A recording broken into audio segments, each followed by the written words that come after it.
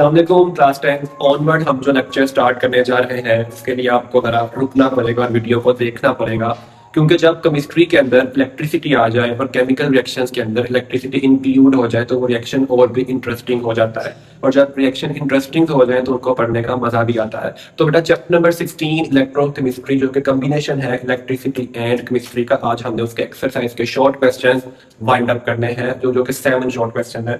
उसमें 16.1 बेटा हमारे पास जो शॉर्ट क्वेश्चन कहता है कि व्हाट हैपेंस, क्या होगा जब NaCl में से हम इलेक्ट्रिसिटी को उसके एक्वस सॉल्यूशन में से इलेक्ट्रिसिटी को पास करवाएंगे।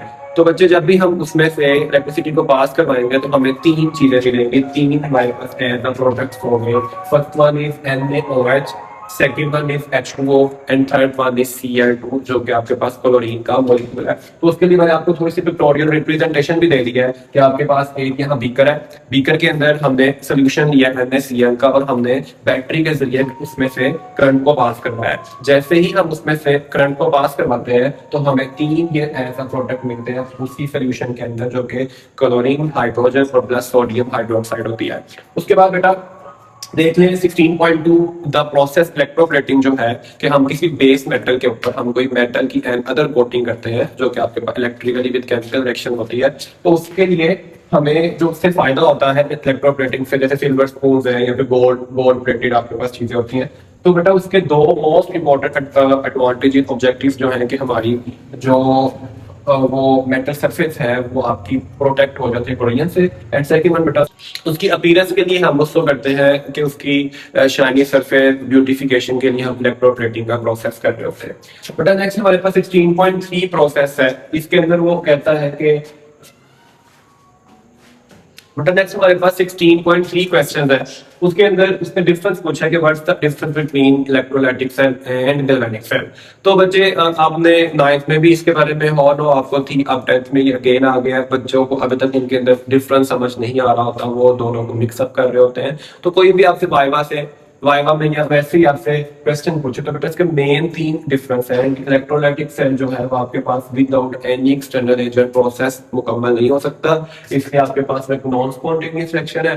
एंड गैल्वेनिक सेल जो है वो आपके पास एक स्पॉन्टेनियस रिएक्शन है, वो खुद ब खुद हम एक केमिकल रिएक्शंस जो है करवा रहे होते हैं और उससे हमें इलेक्ट्रिसिटी मिल रही होती है, या हम खुद उसको बैटरी के जरिए इलेक्ट्रिकल एनर्जी दे रहे होते हैं और वो केमिकल एनर्जी हमें आगे प्रोड्यूस करके दे रहा होता है। उसके बाद बेटा ये आपके पास एक सिंगल सेल पर मुश्तमिल है, जैसे मैंने यहाँ भी बनाया और यहाँ भी आपको मैंने ये ड्रॉ करके दिया। तो ये आपके पास 2 हाफ सेल पर मुश्तमिल होता है जो कि आपके पास एक साल्ट ब्रिज के जरिए आपस में कनेक्टेड होते हैं और वहां से आपका जो है रिएक्शन जो आपका सारा ये प्रोसेस कंटिन्यू हो रहा होता है।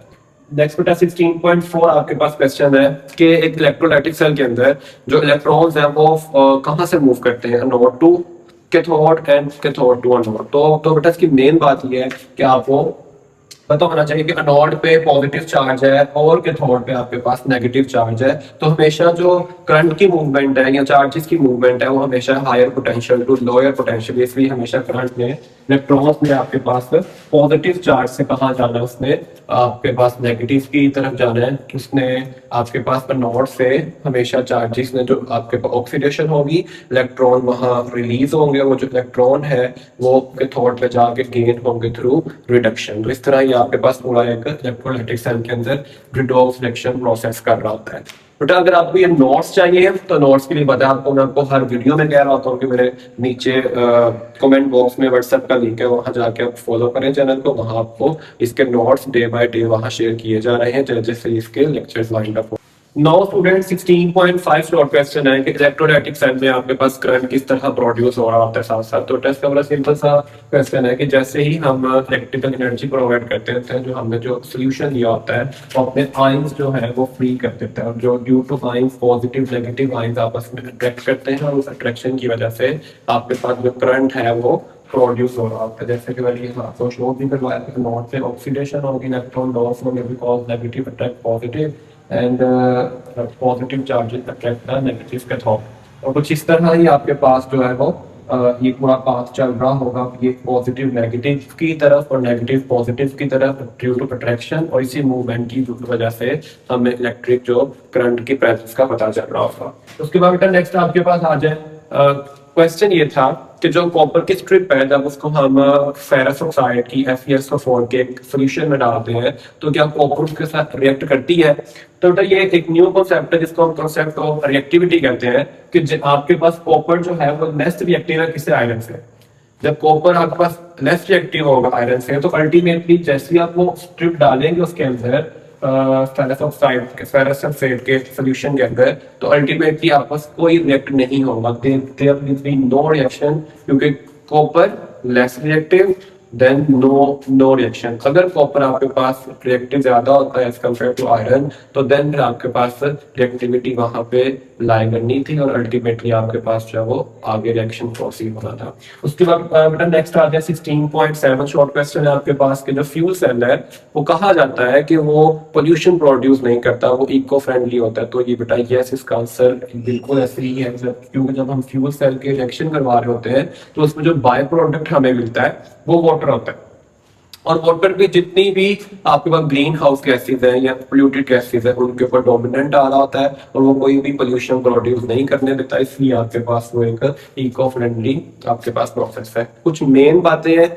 इन साथ के साथ शॉर्ट क्वेश्चन में। पहली क्या थी कि आपने इलेक्ट्रोलाइटिक और गैल्वेनिक सेल के डिफरेंस को याद रखना है। नेक्स्ट आपने इलेक्ट्रोलाइटिक में एनोड किया है, कैथोड क्या है, एनोड पे पॉजिटिव चार्ज है, कैथोड पे नेगेटिव चार्ज है। उसके बाद आपने ये याद रखना है कि कॉपर की रिएक्टिविटी लेस है आयरन से। ये वो क्वेश्चंस को मैं आपको रिकॉल कर रहा हूँ जो कि पेपर पॉइंट ऑफ व्यू से इंपॉर्टेंट नहीं है।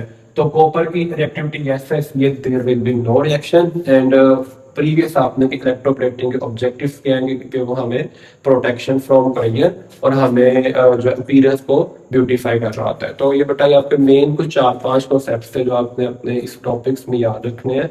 ये बहुत इंपॉर्टेंट, इसमें आपका चैप्टर जो हाफ है वो वाइंड अप हो रहा होता है। तो नोट्स चाहिए आपने मेरे वही कमेंट बॉक्स में व्हाट्सएप लिंक पे जाने, वहां से आपको नोट्स मिल जाएंगे। अगर एनी कंफ्यूजन तो आप मुझसे वहां टेक्स्ट भी कर सकते हैं, मैं आपको रिप्लाई जरूर करूंगा। तो बच्चे अब जरा पढ़ना शुरू कर दें, आपका रिजल्ट भी आने वाला है तो होपफुली दुआएं करें आपका रिजल्ट बहुत अच्छा है और उम्मीद है कि इंशाल्लाह जितनी आपने मेहनत की है उससे भर के आपके मार्क्स आएंगे। और इसमें कोई इशू है आप मुझसे पूछ सकते हैं। नेक्स्ट वीडियो में आपसे मुलाकात होगी, तब तक के लिए फिर धन्यवाद, इजाजत है, अल्लाह हाफिज।